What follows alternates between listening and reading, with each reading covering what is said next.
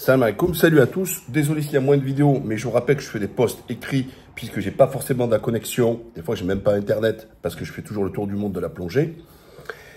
Alors, là, on les voit, une mobilisation importante pour l'écrivaine Sansal qui serait arrêtée en Algérie. Et ça fait suite après au prix Goncourt aussi de Daoud. Alors, moi, je leur dis, c'est les Chalgoumi de l'écriture.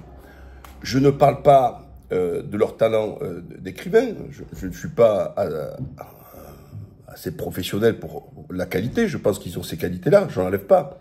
Moi, je veux parler du fond. Pourquoi du fond? Parce que c'est ce fond qui crée les réactions en cascade de soutien. Et on voit toute l'extrême droite. On voit les Marion Maréchal Le Pen, on voit les Bigot, on les voit tous. On voit même Retailleau. Retailleau, c'est impressionnant. Puisque je vous rappelle qu'il est ministre de l'Intérieur, en charge, notamment avec l'autorité de la police et de la gendarmerie, et qui n'a même pas défendu les gendarmes qui ont été arrêtés sur un lieu français, un local français diplomatique de France en Israël, qui ne s'est pas prononcé. Il a ni condamné, ni apporté son soutien à ses agents. Ça en dit long. Mais là, par contre, sur Sansal, on le voit intervenir, alors que c'est du ressort du ministère des Affaires étrangères. Sansal, il est tout fraîchement français, donc il y a quelques mois. Hein, il est principalement algérien. Alors, on va dire, mais pourquoi une tant d'animation, etc. Parce que dans leur contenu, c'est des gens qui ne font que reprendre toutes les positions, les postures de tous ces hypocrites qui viennent les défendre, c'est-à-dire taper sur l'Algérie, taper sur les musulmans, etc. Alors, il va me dire, donc on va me dire, non mais moi tu mélanges tout, ils parlent de l'islamisme. Mais non, eux, quiconque qui pratique l'islam est un islamiste. C'est comme ça. Voilà. Pour eux, un bon musulman, c'est un musulman qui va taper l'apéritif, qui va prendre son vin de rouge avec un morceau de sauciflard, et qui dit Alhamdoulilah. Voilà, ça c'est le bon musulman. En fait, ils ont une haine des Algériens et des musulmans. Mais ils se servent de ces gens-là en disant, vous avez vu, même des Algériens comme Daoud, etc., c'est des gens courageux. Ah bah oui, non. Quand on est courageux, c'est quand on a des positions qui vont contre le sens du vent, contre l'association médiatico-politique, hein, parce que je ne parle pas du peuple français qui, lui, est toujours en fracture avec ses pseudo-élites, et que c'est à partir du moment où ils prennent les mêmes vocabulaires et sont dans la même ligne idéologique, et là, ils les trouvent ultra courageux. Extraordinaire, c'est formidable, etc. Alors pourquoi je les traite de Chalgoumi? C'est là-dessus. Chalgoumi, il n'est rien. On l'a jamais vu dans une mosquée. On l'a jamais vu avec des musulmans.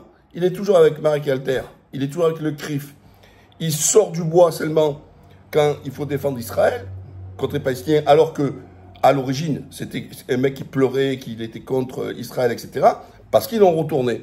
Donc Chalgoumi, il est vu comme quelqu'un de courageux, de fraternel, etc. Alors qu'il n'a jamais un mot positif envers les musulmans. Jamais. Jamais. Il ne fait que reprendre ce que ses ventriloques lui disent de reprendre. Donc, il est là le problème. Alors, je sais qu'en France, il y a un problème avec l'Algérie. Alors, quand c'est des pieds noirs, ou des fils de pieds noirs, j'entends, je comprends émotionnellement leur haine de l'Algérien, etc. Comprendre ne veut pas dire excuser, etc. Mais on peut comprendre que c'est comme dans un divorce, au départ il y a l'amour, et quand il n'y a pas un divorce qui n'est pas fait par consentement mutuel, il est fait à l'initiative de l'un ou de l'autre, une haine s'installe. Et c'est ce qui s'est passé. C'est que des gens qui l'ont mal vécu, que pour eux l'Algérie était leur patrie, c'était leur terroir, tout ça, etc., je l'entends. Je le comprends. Et donc, comme on est dans l'émotionnel, ben, l'émotion, elle suscite parfois des excès. Hein, comme il y a des excès d'amour, des excès de haine. Donc ces gens-là, je ne parle pas avec eux parce que je ne suis pas à l'intérieur d'eux, dans parce qu'ils le vivent mal, parce qu'ils vivent une vraie fracture, parce qu'ils le vivent comme une gifle, tout ce que vous voulez. Mais non, tous les autres, là, les Rotaillots, c'est pas des pieds noirs, compagnie et compagnie. Eux, ce sont la haine de l'Algérie, c'est la haine des Algériens, etc. Aujourd'hui, ils nous font... Je vous rappelle que pendant des années, on se tape avec Darmanin, avant la loi séparatiste, ça avait commencé déjà avec Valls, et l'après, le truc, que régulièrement, un imam ou un étranger qui prend une position qui est contraire à leur idéologie, paf, il prend ses affaires, il dégage. Expulsion directe. Directe. Je vais même plus loin. Un gars qui est né en France, mais avec la double nationalité, qui est français, né français, vous voyez, c'est clair, qui est mis Seba, d'accord, qui travaille, qui milite pour le pana-africanisme, tout ça, etc. Il a été, il y a quelques mois, accrochez-vous bien, destitué de la nationalité française pour avoir pris des positions contre la France. D'accord? Voilà. Sansal, qui est français depuis 3 semaines, hein, qui est algérien, il passe son temps à cracher sur l'Algérie, qui soutient le Maroc sur l'histoire du Sahara occidental, etc., etc., et qui passe son temps à taper sur les musulmans. Il a été arrêté, je ne connais pas le motif. Et là, on voit tous en France s'élever, taper sur l'Algérie, donc en faisant quoi? En faisant de l'ingérence. Mais jusqu'à preuve du contraire, tous les Algériens qui ont été victimes de leurs propos et qui ont été catalogués, parce qu'on met de suite à fatwa, hein, islamiste, terroriste, anti-républicain, anti-ci, bref. Hop, tu prends tes affaires, des gars. L'Algérie, jusqu'à preuve du contraire, j'ai pas vu un mouvement des autorités à condamner, etc. Mais moi, je leur faisais le procès de choisir toujours des pantins à la mosquée de Paris, que ce soit l'ancien Baker ou l'autre de maintenant, et que je trouvais qu'elle ne défendait pas les Algériens en France. D'accord? L'Algérie, elle reste hermétique là-dessus, elle ne fait pas d'ingérence pour que le truc, elle ne rentre pas dans les choses. Sauf que là, ils se permettent d'aller...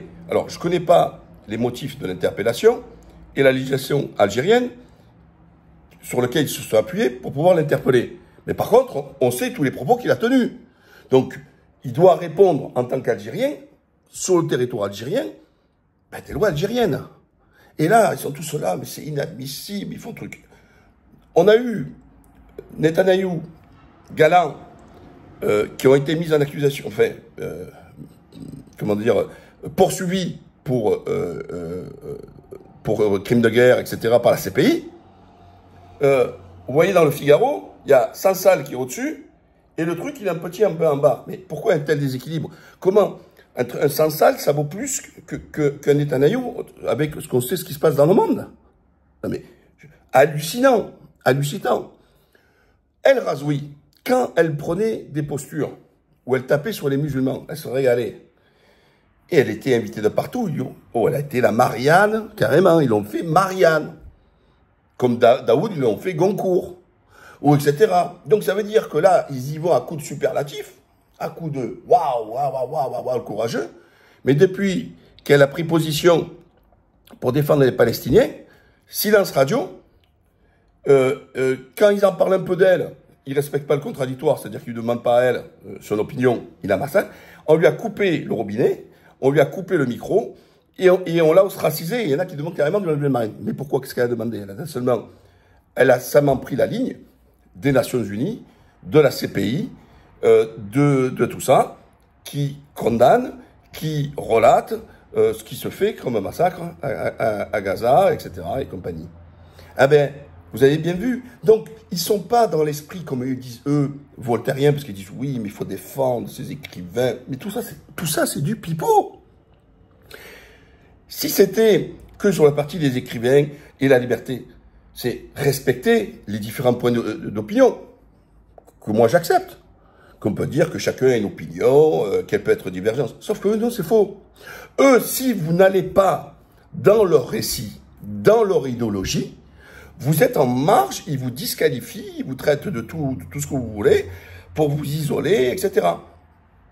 Même si j'ai comment vous dire, je suis pas d'accord sur beaucoup de choses avec Tariq Ramadan. Mais Tariq Ramadan, il avait été toujours vilipendé, parce que justement, il n'allait pas dans le discours ambiant. Si demain Tariq Ramadan il fait comme du Sansal, comme Daoud, tout ça, ils vont le trouver courageux, ils vont dire que c'est un intellectuel brillant, qu'il faut lui mettre la Légion d'honneur, qu'il faut lui mettre tout ça.